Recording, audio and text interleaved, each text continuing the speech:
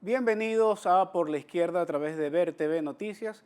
y retransmitido a través de aporrea.org. Les recordamos que se pueden comunicar a través del Twitter @NickmerEvans. Hoy variados temas en relación con la agenda política nacional, bastante movida, en una etapa de inscripciones electorales que sin duda está marcando hitos importantes en relación con la capacidad de maniobra, astucia, viveza o transparencia y sinceridad en el caso de otras organizaciones en función de poder generar propuestas al país en las próximas elecciones parlamentarias. Pero de esto vamos a hablar en el transcurso del programa. Vamos a iniciar, Pinky, el programa con una información publicada en aporrea.org y estamos viendo en pantalla el titular siguiente: Maduro, ya tenemos identificado el autor intelectual de hechos en San Félix. Esto, por supuesto, directamente vinculado a lo sucedido recientemente en la ciudad de San Félix en relación a una jornada de saqueos generada como consecuencia de varios factores que confluyeron en función precisamente de que este elemento se diera. Vamos a reconstruirlo de la siguiente manera. Mientras el gobierno da como información oficial que fue un acto provocado, sin embargo hay disímiles posturas en relación con voceros oficiales, pero además también en relación con interlocutores en medios de comunicaciones oficiales en relación con el origen de lo que pasó en San Félix. Lo que nos informa Marea Socialista Guayana, el equipo promotor que está desarrollando la actividad, especialmente en San Félix y Puerto Ordaz,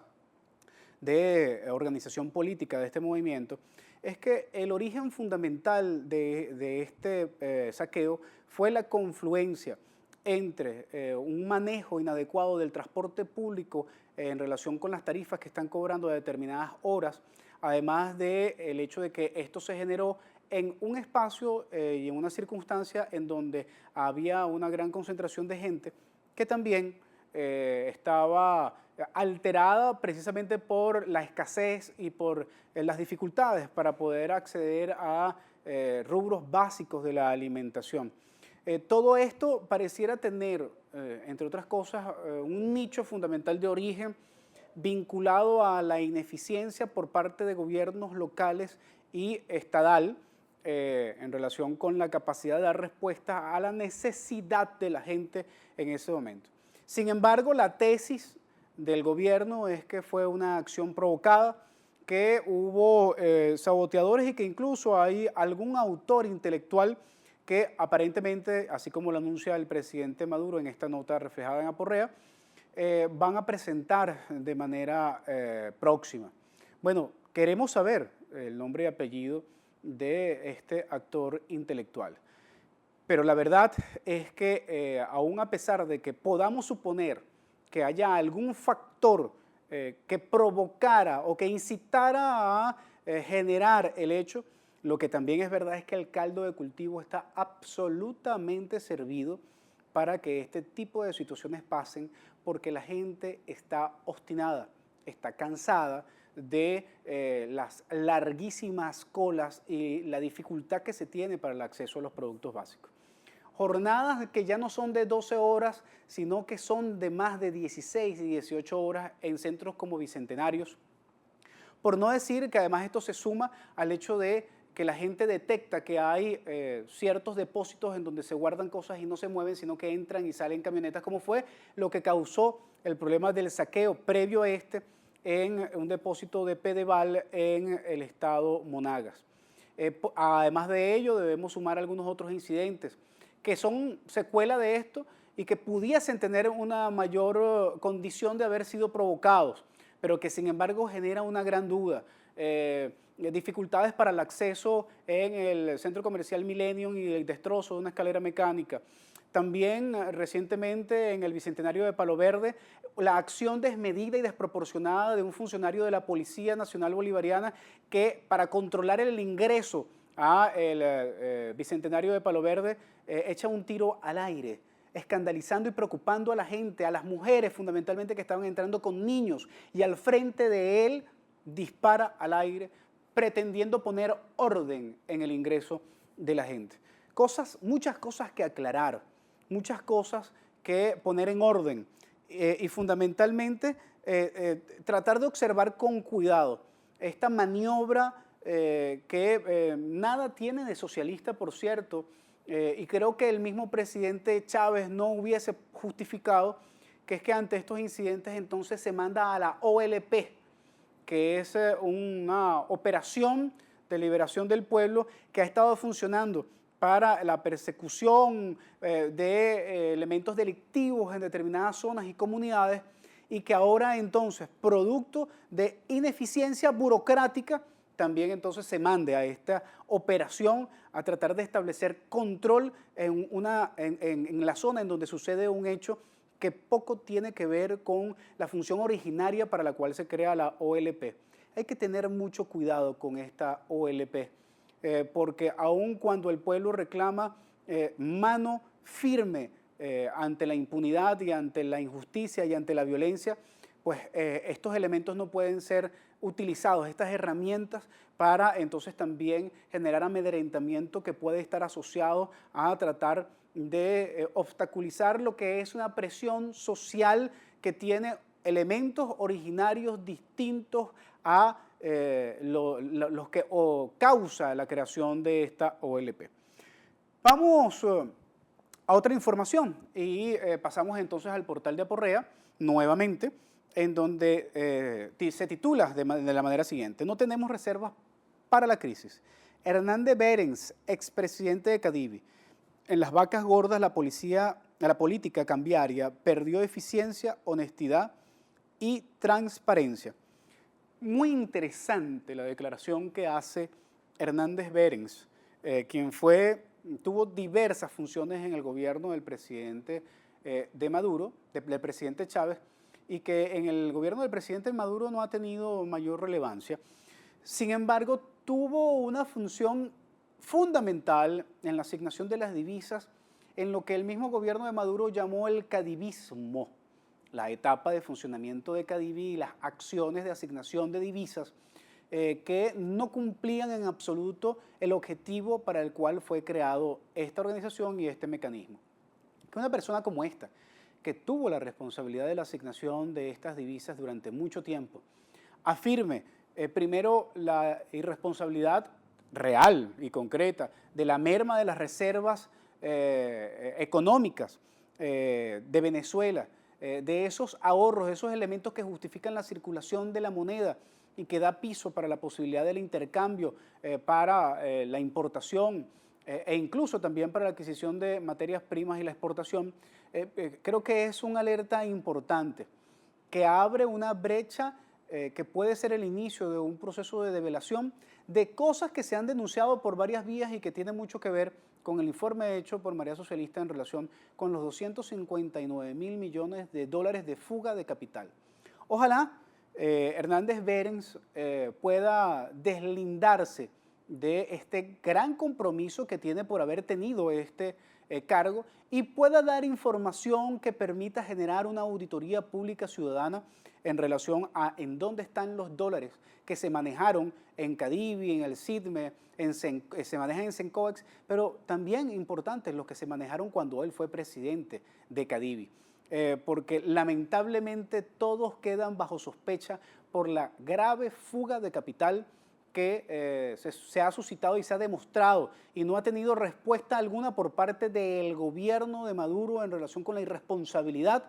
del despilfarro de nuestro dinero. Apenas lo que se ha podido calcular de fuga de capitales, y no hablemos de las comisiones, no hablemos de lo que se queda en el camino, no hablemos de la asignación arbitraria y desplanificada que se ha hecho en relación con las divisas, que trae como consecuencia hoy la escasez que existe más allá de la guerra económica que afirma el gobierno del presidente Maduro. Vamos a otra información. La tomamos también del portal de aporrea.org y la tomamos de ahí porque el titular es bastante llamativo. Aporrea asume el titular de la siguiente manera: ex contrarrevolucionario, un término bastante complejo planteado por Aporrea, Ricardo Sánchez, será candidato del GPP tras inscripción de Alianza para el Cambio en el CNE. Son varias las cosas que podemos afirmar en relación con este caso. El problema no es Ricardo Sánchez, yo no me voy a meter con él, ni mucho menos voy a caer en las torpezas que voceros oficiales y de oposición convenientemente hacen en relación con la descalificación de una persona. La pregunta es la siguiente: ¿cómo quedarán los Robertos, lo que hacen el programa de BTV los domingos, que dedicaban días, semanas, meses al bullying comunicacional contra Ricardo Sánchez, con epítetos que no voy a repetir en nuestro programa, pero que sin embargo ahora van a tener que revertir, porque ahora van a tener que empezar a llamarle camarada compatriota? Porque ahora este personaje, que es símbolo de todo lo que fue la protesta por un sector estudiantil de oposición, que influenciado y orquestado bajo determinados factores externos e internos, llegó a descalificar, a ofender al gobierno del presidente Chávez y llegó también a generar acciones violentas en contra del mismo gobierno del presidente Chávez. Ahora, hoy el suplente de María Corina Machado, que asume el cargo principal como diputado, hijo, producto de Federico Rabel y de Globovisión en su época, es recibido con los brazos abiertos por el gobierno del presidente Maduro. Seguramente, como leí en un Twitter por ahí,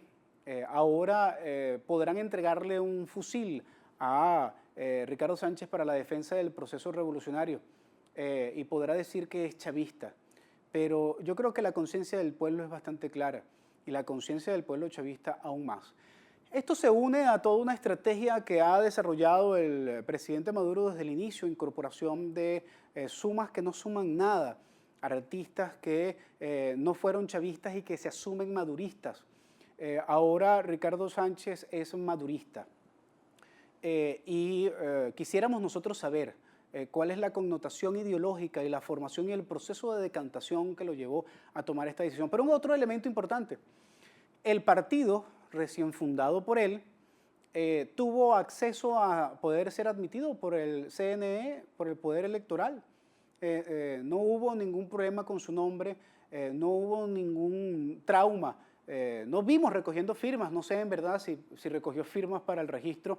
de su organización, pero lo interesante es que se niega la posibilidad de que otras organizaciones socialistas, chavistas, comprometidas con el proceso revolucionario, pero que han marcado distancia en relación con las políticas del gobierno de Maduro, hayan sido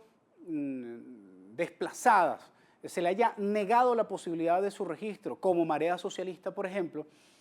o como el partido de William Izarra, que también le fue negada en la misma Gaceta la posibilidad de tener un nombre que le permitiera iniciar el proceso de registro del partido. Pero una organización como esta, tiene en un fenómeno fast track electoral del Poder Electoral el permiso para tener una tarjeta y sumarse al gran polo patriótico. Cosas que realmente debemos ver que son preocupantes. Producto de la conveniencia de una dirección de partidos políticos y de una directiva del CNE que poco tiene y dista mucho de lo que fue el glorioso poder electoral que defendimos quienes apostamos y quienes seguimos apostando por el legado del presidente Chávez, pero que hoy no nos sentimos identificados con lo que se está haciendo en función de la necesidad de la justicia y de la participación y de la democracia participativa y protagónica. Cuando el presidente Chávez, todo el que quería una tarjeta se registraba, de oposición o de gobierno. Todos los partidos políticos que hoy existen fueron registrados en esa época.